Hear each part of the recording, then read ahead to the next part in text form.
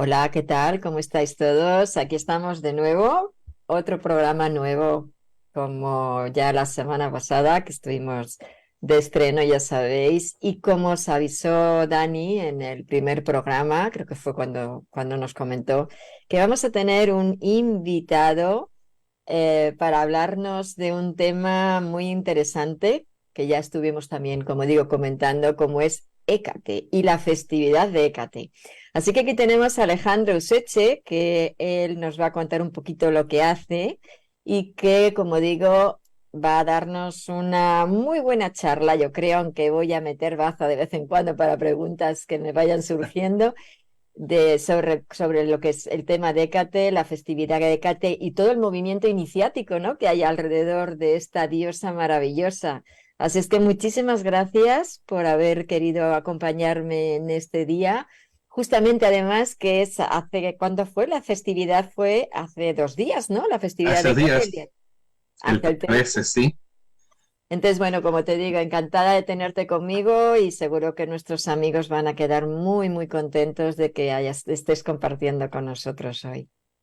Muchísimas gracias, Sol. Gracias por la invitación. Me complace muchísimo estar aquí y bueno, y compartir un rato con ustedes sobre una diosa muy especial, muy particular, muy Mm. célebre, aunque no siempre tan conocida a profundidad, y para eso estamos acá, precisamente para informar, para reflexionar, para profundizar, que es Hécate. Sí, Y además yo creo, una, perdona, un inciso, yo creo, Alejandro, que se la malinterpreta, quiero decir, que se le da una connotación o unas características que en realidad no tienen nada que ver con ella, ¿no? Como una diosa del infierno, o una diosa maléfica, o una diosa el que sea una diosa nocturna, o como dicen del no inframundo. significa, Esa. exacto, estoy muy de Cuéntanos. acuerdo, exactamente. Entonces yo creo que estos espacios son estupendos para conectar mucha información que está disponible y hacerla potable, haciendo posible entender a profundidad, en este caso a Hécate, sin desvirtuarla, volver un poco, desandar, ¿no? Volver un poco a sus orígenes, a sus primeras apariciones, a la Grecia antigua, Mm. a cómo ha sido ese desarrollo de la diosa a lo largo de muchos siglos, porque es una diosa muy longeva,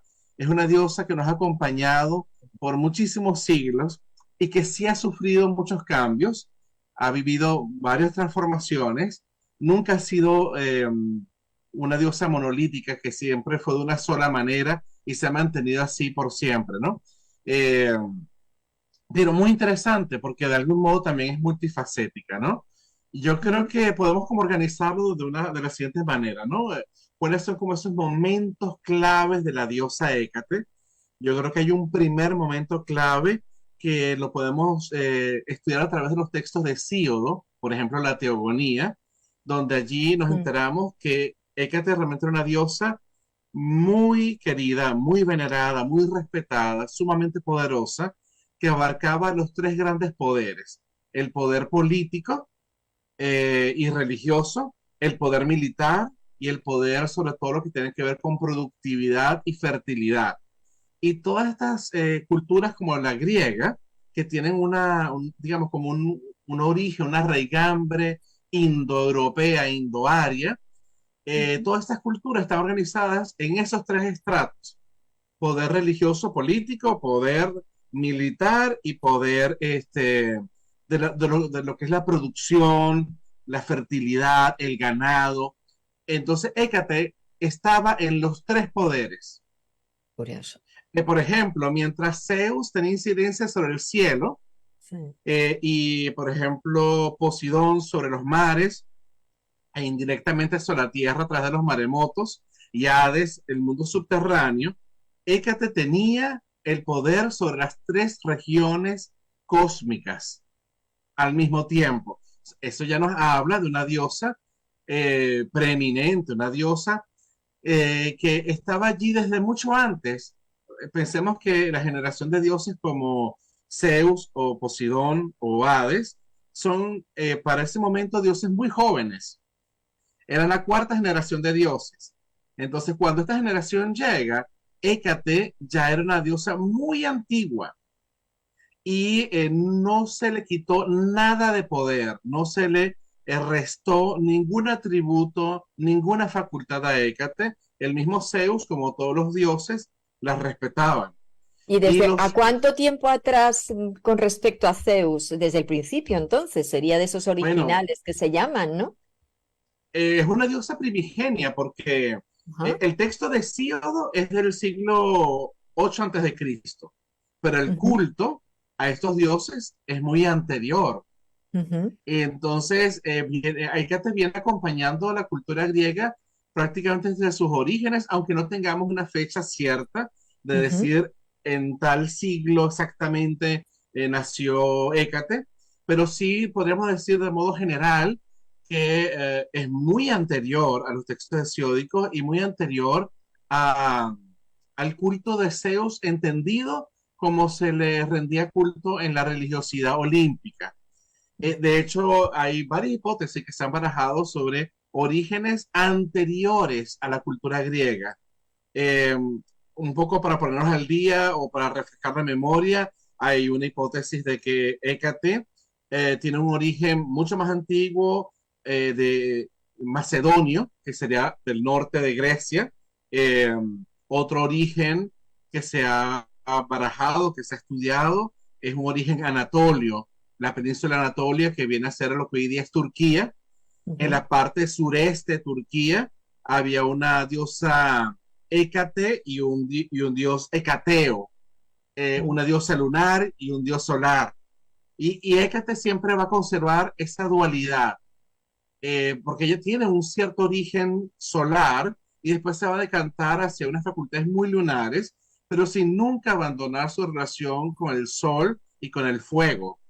Entonces, también hay una hipótesis que dice que de la región de Táurica, de lo que hoy día llamamos la península de Crimea, hubo un culto, una diosa con características muy similares y que seguramente algo de allí ha permeado hasta hipótesis, digamos, menos plausibles, que quizás ya no son tan creíbles, como que el origen directo de Hécate es egipcio, lo cual no parece ser muy cierto. Eh, el mismo, ¿cómo es que se llama este autor de Isis y Osiris? Plutarco, en su texto, más bien compara a Hécate con Anubis, el dios egipcio con cabeza ese, chacal, que ese era sí. embalsamador, que era momificador y que conducía a las almas al más allá. Era un dios psicopompo. Sí, eso sí Entonces, sí, encaja, pero que venga de ¿verdad? allí no, no es, pero sí encaja con lo que representaba Nubis, sí, eso sí. Exactamente. Entonces, claro, no es que Hécate viene de Anubis, sino que en aquella época ellos mismos se dieron cuenta de que Mm, había como una afinidad, mm, una resonancia, algo que hacía que fueran comparables en algunos puntos, ¿verdad? ujú. Entonces, ya estas tres, cuatro hipótesis nos dan una idea de que muy probablemente Hécate tiene raíces más antiguas que la Grecia antigua, que la Grecia clásica. Entonces, y claro, como tú has dicho al inicio del programa, es increíble cómo todavía Hécate nos acompaña. Todavía se sigue celebrando, digamos, su figura y sus facultades a través de la hecatesia, y ha adquirido, bueno, sí, cierto, nuevos ropajes, nuevas maneras de leerlo, que no estamos como en la posición de juzgar si es una buena manera de asumir a Hécate o no. Lo que sí es que es distinta a la Hécate original. Y vamos a ver por qué. Porque Ajá. como he dicho, originalmente Hécate, como tú ya nos habías adelantado, no es una diosa oscura asociada a los infiernos, a la muerte, a la hechicería, a la nigromancia, en absoluto, sino, como te digo al inicio, Hécate era una diosa, era como una suerte de manifestación de la gran diosa madre, de la diosa universal, la diosa que da la vida y da la muerte, que Ujú. premia y que castiga, que hace que el ganado sea productivo, las cabras, las ovejas, o que no den a luz, no den leche. Son las que es la diosa que está asociada a los navegantes, porque de ella depende si el navegante va a llegar a buen puerto o va a sufrir una desgracia en el mar. Es la diosa de los jinetes porque siempre estuvo conectado con los caballos. Y los caballos simbólicamente en todas las culturas siempre ha tenido una función psicopompa. Psicopompa significa que es el que conduce a las almas al más allá. Entonces, ella, por ejemplo, si alguien era un jinete en la antigua Grecia, le rezaba a Hécate. Y si hacía los rituales de modo adecuado, de modo sincero, la relación con Hécate era buena, había la posibilidad de que Hécate lo favoreciera. Que él ganara o no ganara dependía de Hécate, ¿verdad? Entonces, esa es un poco más la imagen de Hécate, de una diosa que está en todas las áreas de la vida, porque es una diosa que da y que quita. Es una diosa, como una diosa madre, da la vida, pero Ujú, también la puede quitar. Y donde todas las cosas de algún modo comienzan con Hécate y también terminan con Hécate. Entonces, en ese momento, Hécate no está asociada ni lejanamente a una diosa moradora de los infiernos o de la magia o de la hechicería, nada por el estilo, ¿no? Eh, Luego, más bien era muy positiva. Una de las maneras de llamar a Hécate en esa época era la criadora de jóvenes, porque que se quería dar a entender de que como diosa madre, ella cuidaba la vida en pleno desarrollo, la vida en la flor eh, de la juventud, la vida que va desplegándose. Entonces, en vez de hablar de bebés o niños, se hablaba de la criadora de jóvenes, para dar a entender ese esplendor, ese crecimiento, que ella es una diosa nutricia. En ujú, cambio, por ejemplo, si avanzamos un poco en el tiempo, y nos movemos del siglo 8 antes de Cristo al siglo 7 al siglo 6 antes de Cristo, topamos, por ejemplo, con el himno a la diosa Demeter, ujú, atribuido a Homero, pero que ya hoy día se sabe que son textos anónimos. Se le conocen como himnos homéricos. Dentro de esos himnos homéricos hay uno dedicado a la diosa Demeter, que es la diosa de la tierra, y ahí hay una participación muy interesante de Hécate en un mito que es muy probable que algunos o muchos de nuestros oyentes o que nos sí, siguen hoy conozcan, que es el rapto de Perséfone. perso- Es un mito muy célebre, porque, bueno, aunque no vamos a detenernos justamente en Perséfone, porque no es la protagonista, sí es importante que sepamos que esta doncella, que era hija de la diosa de la tierra, esta Perséfone, eh, un día fue raptada por el dios del inframundo. Y justo cuando ella estaba siendo raptada, Hécate estaba en una cueva y escuchó todo, escuchó los llantos, los gritos, el movimiento del carro de Hades, que era el raptor, y entonces ella es la que termina ayudando a la madre desconsolada, que estaba buscando a su hija, la estaba ayudando a buscar. Entonces ella ujú. aparece Kate más bien como una figura muy positiva, como una figura auxiliar, colaboradora, y entonces por primera vez en la historia se comienza a representar a Hécate llevando dos antorchas, una en Ajá, cada mano, no cada dos mano. antorchas en medio de la oscuridad. Y de ahí empieza a generarse toda una mitología en torno a Hécate, donde Hécate es la que nos conduce en la oscuridad o en las tinieblas.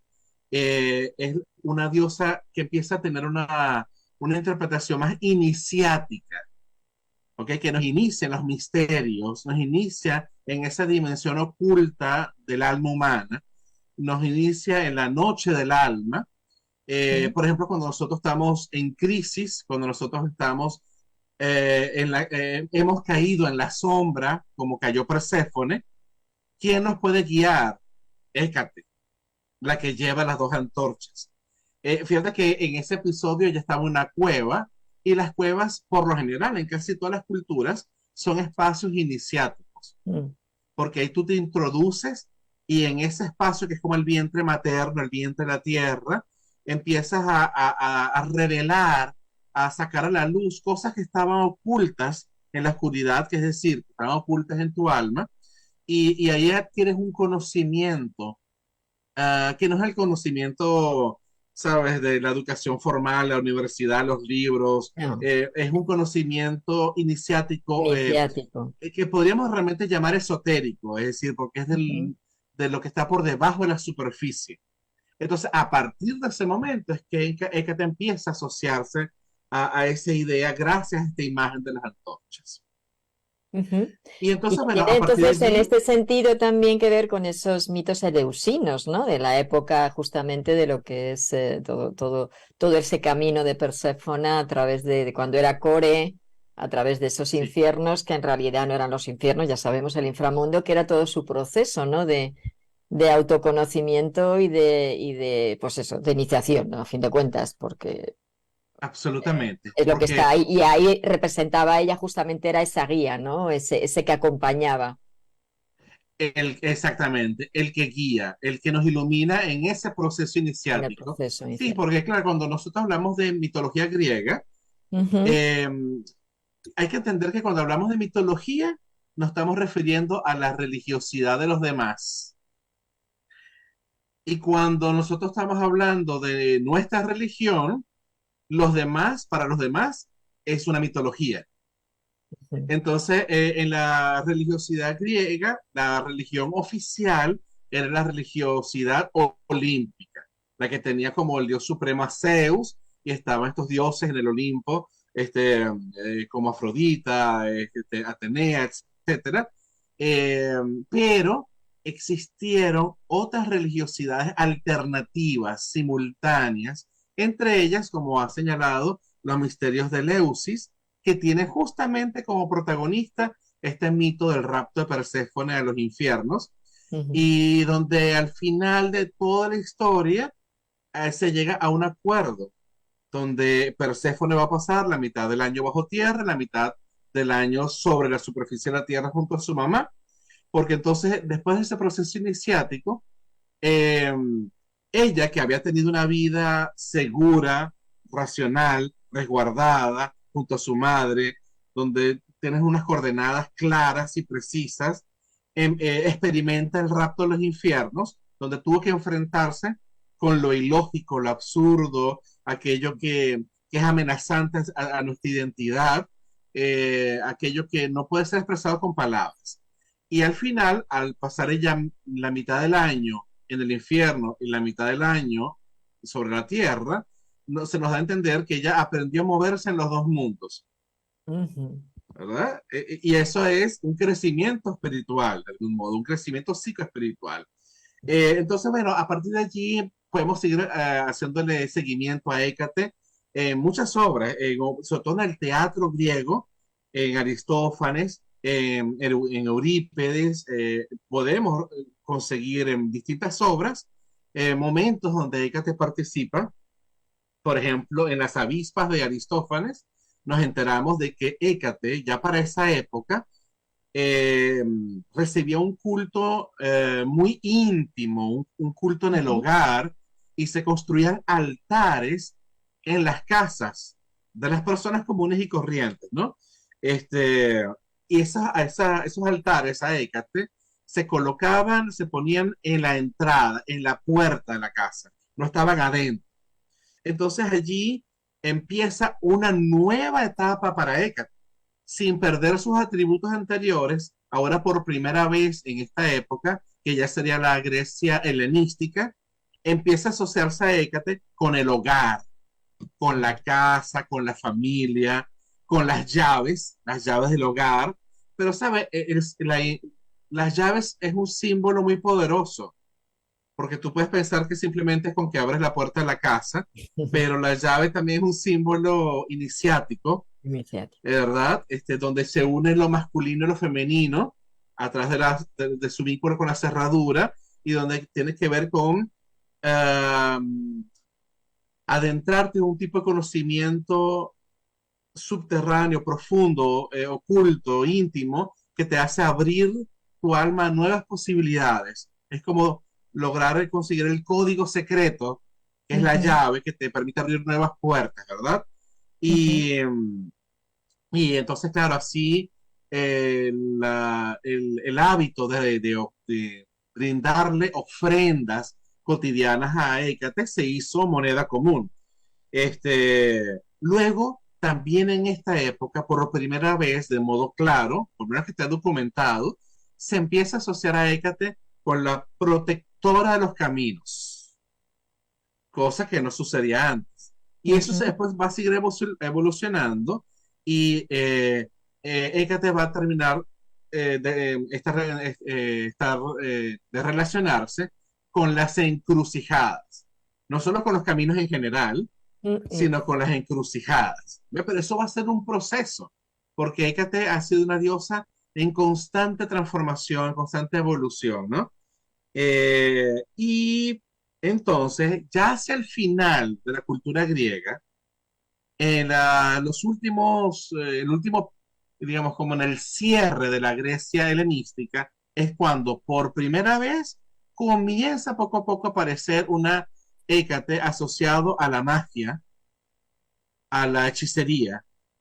Y se debe entender que es que, claro, si ella es la que con sus antorchas te conduce a un conocimiento esotérico, a un conocimiento oculto, entonces, ¿qué es la magia?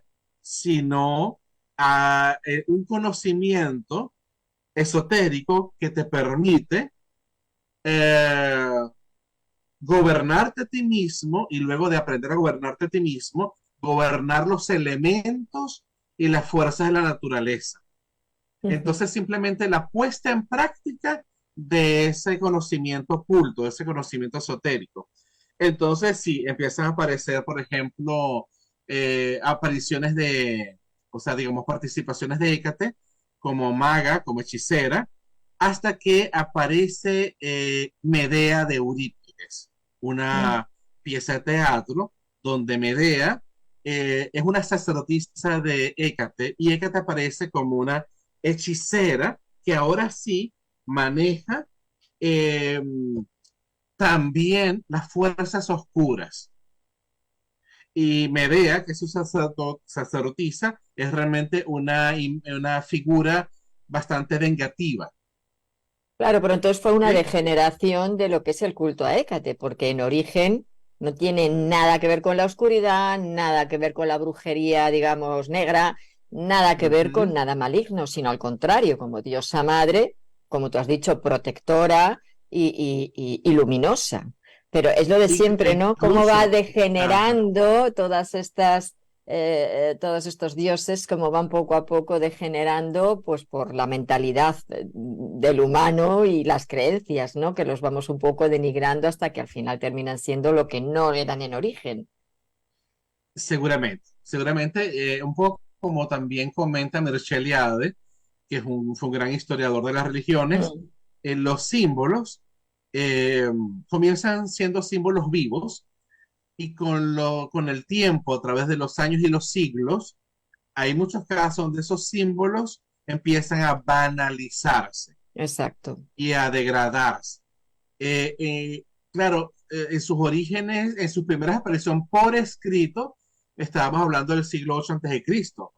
Y ya las apariciones donde ella es una hechicera que también ahora maneja unas fuerzas oscuras y que puede estar al servicio, por ejemplo, de un acto de venganza como la de Medea, o, por ejemplo, en un poema muy célebre que Octavio Paz, que fue un gran poeta y ensayista mexicano, decía que era como en lo que él consideraba el primer poema de amor de Occidente, Mm. que se llama La hechicera del poeta Teócrito.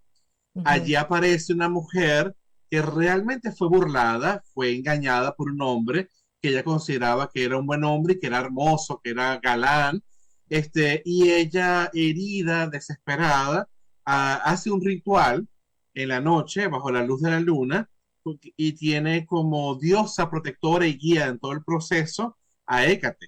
Y la manera es un poco como hechizar lo que se llamaba en la antigua Grecia los agogai, porque en Grecia se desarrolló un tipo de hechicería específicamente amorosa y se llamaban agogai, para que entonces, en este caso el amado, volviera como hipnotizado, como si estuviera sonámbulo y regresara a ella. Sí, lo ¿verdad? que es, lo que Luego se de haber llama, sufrido lo que se insomnio. llama un amarre, el típico amarre que Ah, llamamos una, ahora. sí, exactamente. Pero para este entonces ya no estamos en el siglo 8 antes de Cristo, estamos en el siglo 2, 3 antes de Cristo, se han pasado muchos siglos. Mm, Entonces, estas diosas a veces sufren una suerte como de degradación, de degeneración, ¿no?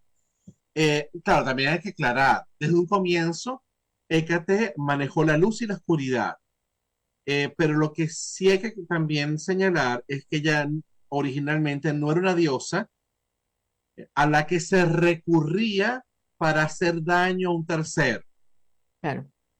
una venganza, un amarre, etcétera, la muerte de alguien, nigromancia, por ejemplo, darle vida a un muerto, ese tipo de cosas, ya tiene que ver con una suerte de lectura popular de un culto que antes era mucho más, no elitesco, más exclusivo, porque nada más los sacerdotes manejaban todo lo relativo a los relatos de la diosa, a los mitos y a los himnos de la diosa y los rituales de la diosa, pero ya en época helenística hay una incidencia de las prácticas populares. Y de hecho los agogai, estos hechizos de amor, eran practicados por el pueblo común y corriente que recurrían a hechiceros para eso, ¿no? Claro, Entonces, pero claro, por no había ejemplo, en realidad en Grecia ningún dios, diosa, vamos, porque se relacionaba más a diosa que a dios, este tipo de actos que pudiéramos decir que fueran diabólicos o que fueran malignos o que se les invocara para lo que estás comentando. En realidad, en la antigüedad, un dios así, quitando a Hades, pero que tampoco tenía esa connotación no, específica, eran todos inframundo, pero no tienen nada que ver con maldad. en lo absoluto, totalmente de acuerdo. De hecho, no hay ni un solo dios griego Ninguno. del mal, maligno, Ajá. que busca hacer el daño, que su función sea la destrucción, que encarne la maldad. Todos se mueven en los grises, donde Mm. hay luz y oscuridad, porque son dioses muy humanos y tienen pasiones muy humanas, sienten celos, sienten lujuria, eh, sienten el llamado a la maternidad, son grandes guerreros, quieren hacer sociedad, son productivos, son ingeniosos, les gusta producir arte, hacen todas las actividades humanas, pero no hay ningún dios que encarne el bien absoluto Venga. ni ningún dios que encarne el mal absoluto. Por ejemplo, en el caso de Hécate, cuando ella quitaba como quita una madre, Ujú. sin la más mínima malicia, sino porque es lo que te toca, es el destino que yo como madre distribuyo, porque en mi sabiduría yo sé qué es lo que tú debes recibir y qué es lo que no debes recibir.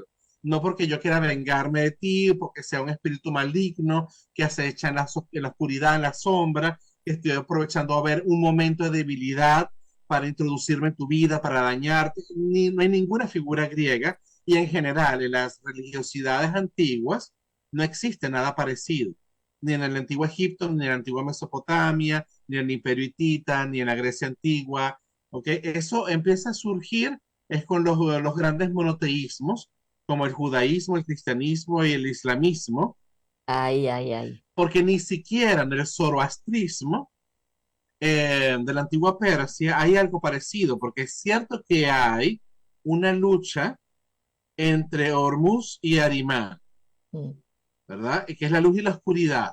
Pero la oscuridad allí no forma parte de la vida, como lo es respirar, como lo es una flor, como lo es ver una nube cruzar el cielo. Así debe existir luz y oscuridad, debe existir ascenso y descenso, masculino y femenino, y simplemente esta batalla es una batalla donde incluso cuando se habla que el dios de la luz es un dios del bien, se debe entender que tanto ese bien como ese mal son habitantes del alma humana. Ujú. Pero no hay algo parecido realmente a un dios de intenciones malvadas que quiera destruir y corromper el alma humana. No, eso es de Así, religiones, como tú bien has dicho, del monoteísmo. En cuanto monoteístas. empezamos con el monoteísmo y la religión, ya se lió todo. Exactamente. Y ahí entra un nuevo esquema de relacionarse con lo divino. Entonces, claro, también hay que entender que esta Hécate, hechicera y maga, aparece en una Grecia tardía, muy tardía, y es Mm, una Grecia cuyo arte está repleto de pasiones. mm, Entonces, lo que se quiere realmente reflejar no es la maldad, no es la malignidad, sino reflejar hasta qué punto el ser humano puede dejarse arrastrar por sus pasiones más profundas. Y entonces la poesía, el teatro, la novela, dramatizaban, escenificaban a personajes que llevaban sus pasiones hasta las últimas consecuencias. Pero Medea no es maligna. Medea realmente era una mujer común y corriente que amaba a Jasón, mm. lo amaba sinceramente y fue traicionada. Y ella se ha dejado arrastrar por ese dolor, pero ella nos representa a una hechicera, digamos, como a la imagen negativa, estereotipada de la bruja medieval, que se Ujú. supone que todo el tiempo estaba haciendo el mal y estaba en comunión con Satanás. No, no, no hay nada que se le pueda comparar en la figura de Medea. Y ella era sacerdotisa de Hécate, y Hécate tampoco está alineada en nada parecido. Entonces, claro, ahí, por ejemplo, en los Argonautas de Apolonio de Rodas se nos relata toda esa historia de cómo Jasón fue a buscar el vellocino de oro y cómo Medea lo ayudó.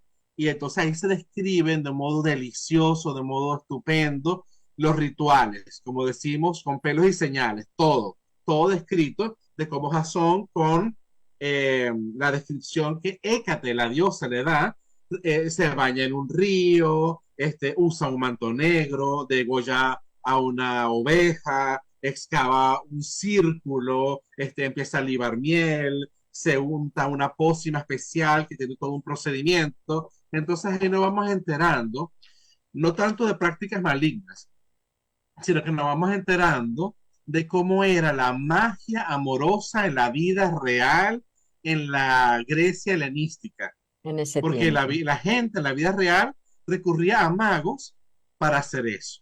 Una Ujú. cosa que quizás muchos no saben, y creo que es importante aclararlo, porque cuando uno lo capta, te da un giro totalmente distinto a estos asuntos, es que solemos creer que tradicionalmente en la vida real dominaban las hechiceras y no los hechiceros. Es decir, que la hechicería era cosa de mujer. Y esta visión realmente bastante misógina Sí. que predominaba en la antigua Grecia, llegó a su punto máximo en la Grecia helenística, cuando justamente empieza, vamos a llamarlo con nuestras palabras occidentales actuales, cuando se comienza a demonizar a Hécate. Entonces, se daba a entender que las hechiceras todas eran mujeres, que los hombres no teníamos nada que ver con eso.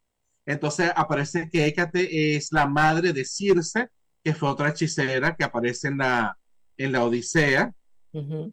y así las grandes hechiceras siempre son mujeres.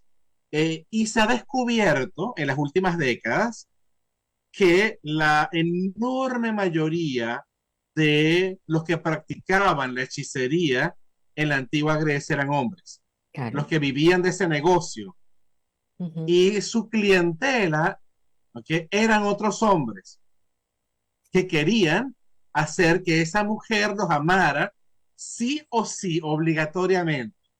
Y Mira cómo solo cambian quizás las se cosas. calcula que un 15% de los que practicaban profesionalmente la hechicería eran mujeres, la enorme mayoría eran hombres.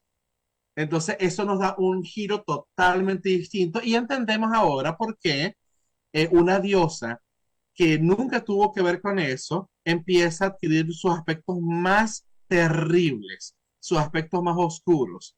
Es un Ujú. proceso donde hay una lectura cultural de la mujer Sí. bastante negativa, bastante misógina. ¿ok? Sí, sí. Eh, ok, eso hay que tenerlo en cuenta porque a veces uno puede malinterpretarlo, ¿ves? Entonces, esa Hécate final es la que va a pasar al Imperio Romano.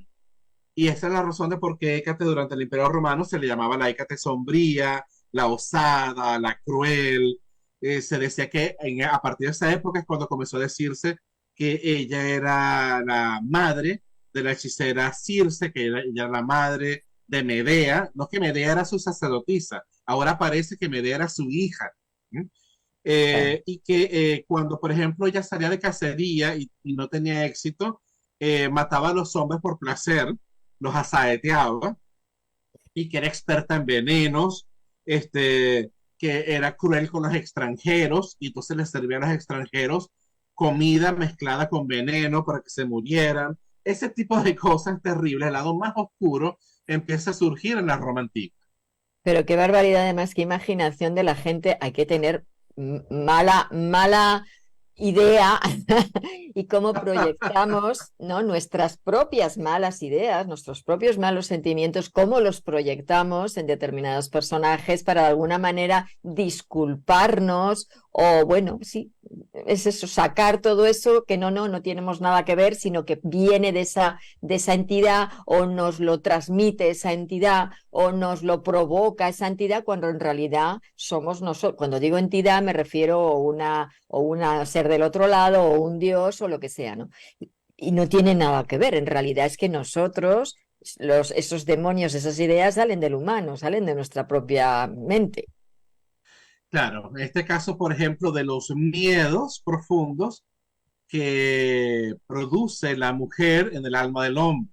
Exacto. Entonces, el hombre, al no entender plenamente la verdadera naturaleza de la mujer, su Exacto. dignidad y su poder, entonces en su alma nace un temor que la demoniza. Y Exacto. por Sí, lo eso de al después, a partir de demonizarlo allí, viene ya desde Lilith, que si viene desde el origen, según explican en la Biblia, ¿no? Ya esa primera mujer Lilith, aquella pobre que la pone en verde en la Biblia como sí. si fuera un verdadero demonio. O sea, es alucinante, Pero ¿no? Como tiene fíjate la que historia. justamente el caso de Lilith es una figura femenina en una religión monoteísta. Claro. Pero antes de la Lilith hebrea, existió la Mm, Lilith mesopotámica, sí, que es totalmente beneficiosa, y que claro. formaba parte de una diosa trifásica. Eran tres diosas que, digamos, se leían juntas, iban juntas.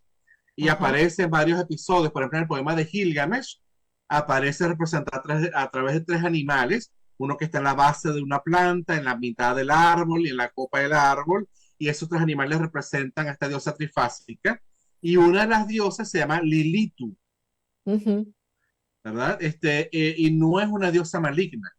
Ahora, en la lectura hebrea de Lilith, ahí sí hay Ay, sí. otra lectura, pero es una cultura, ¿ves? Monoteísta, que ya tiene otro enfoque de, en Pero este caso, por Hécate ejemplo, de lo también se femenino. considera como una diosa trifásica o tricéfala.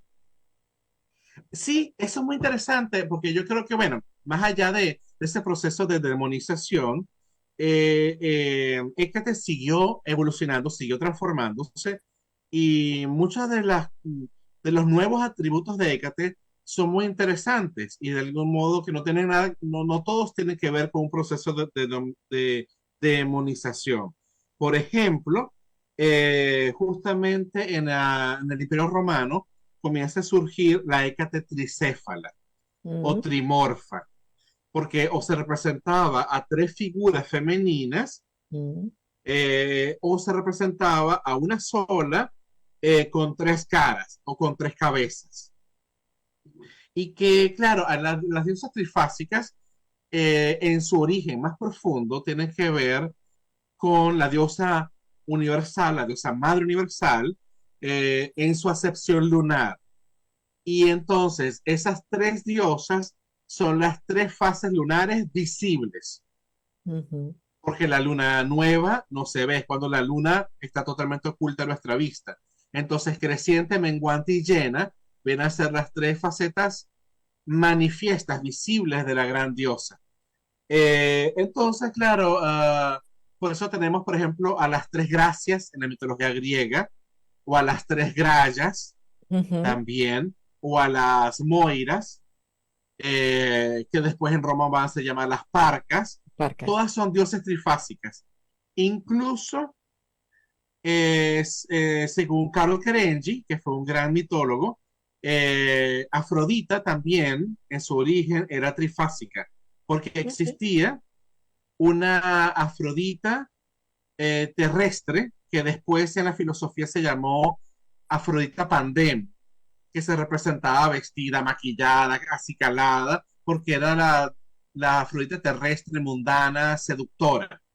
Y existía una diosa Afrodita celeste, pura, que es un amor divino, es un amor, no sé, que hoy día podríamos llamar como platónico, un amor del alma, y por eso se la representaba desnuda, porque se mostraba tal cual era y no buscaba Mm, maquillarse ni.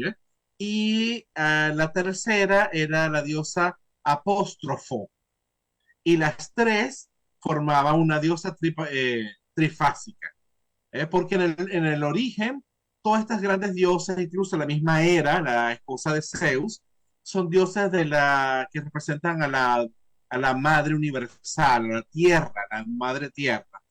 Esa es la razón por la cual, por ejemplo, cuando uno lee la Ilíada, llegas a un episodio donde Hera le pide a Afrodita prestado su cinturón, donde están todas las armas de seducción, y entonces engaña, bueno, Afrodita se lo presta y Hera engaña a Zeus, lo seduce, lo lleva a la cama para ella poder influir en los resultados de la guerra de Troya.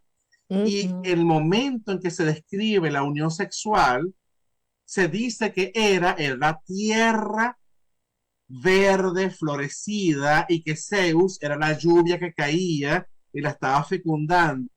Entonces ahí te das cuenta que es una diosa de la madre tierra universal. Y todas estas diosas que tienen que ver con la tierra y con el agua están regidas por la luna, porque la luna rige la agricultura, la luna rige los mares, el oleaje, Ujú. y entonces al volver a la luna tenemos las tres fases visibles, y por eso Claro. todas son trifásicas. Claro, en ¿Ya? astrología, sin embargo, fíjate, cuando decimos la fase, la luna de Hécate, son los 3 días que no se ve la luna. Sería lo que es la fase central, que es cuando en el calendario está la luna negrita, el día anterior y el día de después. Eso sería la fase de Hécate en astrología. Entonces, que es una fase complicada porque, claro, cuando no hay luna, uno nace en ese momento, toda la parte emocional queda muy en el inconsciente y son formas de ser pues un poco más complejas en este sentido, y lo llamamos así, la luna de Hécate, a La esos de tres Hécate. días. Sí, Lo cual recupera un aspecto verdadero de Hécate, claro, que lo estuvimos comentando desde el inicio, que es la Hécate asociada a esas experiencias vinculadas al inconsciente, recordemos lo del exacto. rapto de Perséfone, y al conocimiento oculto o incluso esotérico, todo ese mundo no visible que se está gestando o que ocurre en el alma humana, ¿no? Exacto. Mira, Entonces, aquí bueno, me dice Daniel, a ver si le puedes responder, que cómo se ilustra Hécate en los oráculos caldeos. bueno, es un tema complejo realmente, pero Bueno, porque dos claro, los oráculos, cositas, dos sí, cositas. sí, claro. A mí me encantan los oráculos caldeos, pero sí es un tema denso porque es, son textos en gran medida filosóficos, eh, pero allí muy interesante la aparición de Hécate porque existe un abismo paternal, un abismo del padre, ¿ok? Que es incognoscible, que jamás va a poder conocer directamente ni figurarlo con una imagen. Mm, Y luego aparece la figura de Hécate, pero esta Hécate no tiene de forma directa que ver con esta Hécate que hemos descrito. ujú. Ay, que te has quedado bloqueado. No es que rige la vida humana, es una. Alejandro. Bueno, parece que vamos a ver si recupera la línea, que se nos ha Transmite. ido. Ahora ya has Disculpen. vuelto. Estás volviendo. Ok. ¿Hasta dónde se pudo escuchar o entender? Nada, al principio has dicho una hécate en estos oráculos, era una hécate y ahí te has quedado colgado. Ok, es una écate muy interesante porque en estos oráculos caldeos, que son unos textos que en gran medida tienen mucho de naturaleza filosófica, se habla del abismo paternal, el abismo del padre, Ujú, que es incognoscible, que nunca vas a poder traducir en una imagen, en un concepto. Y Hécate aparece como una diosa cósmica, absoluta, universal.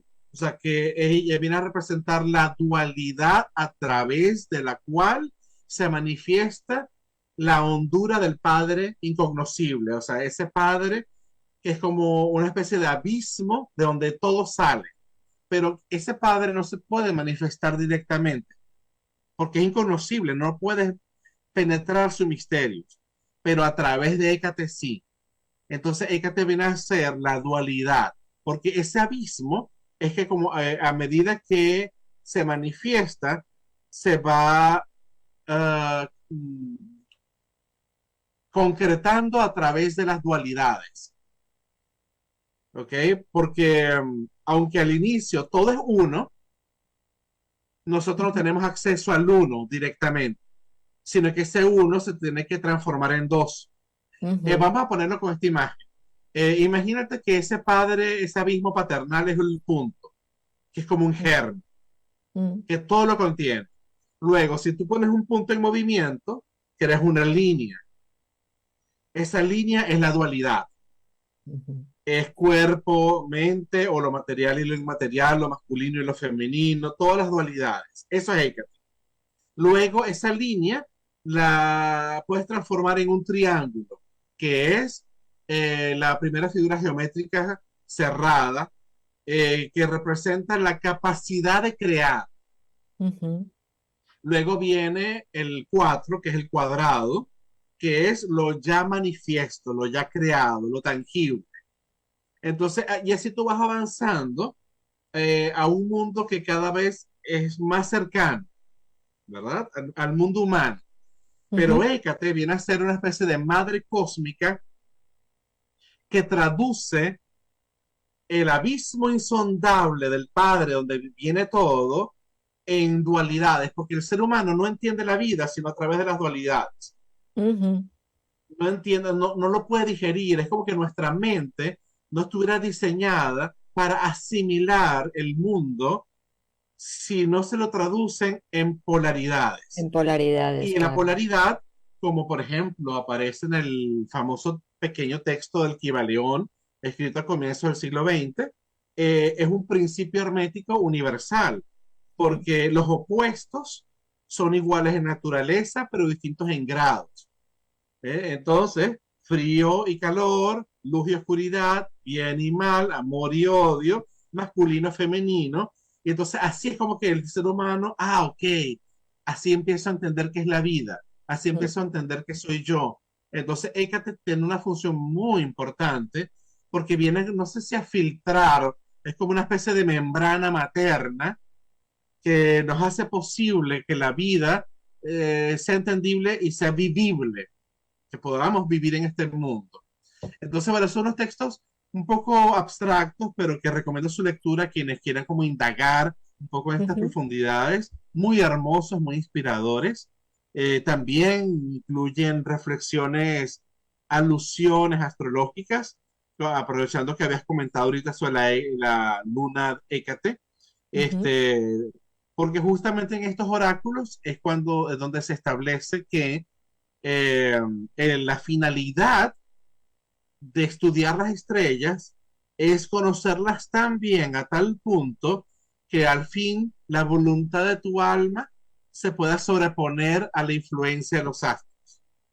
Entonces el texto más antiguo que dice eso son los oráculos caldeos. Esos son unos textos muy especiales. Los qué recomiendo bonito. muchísimo.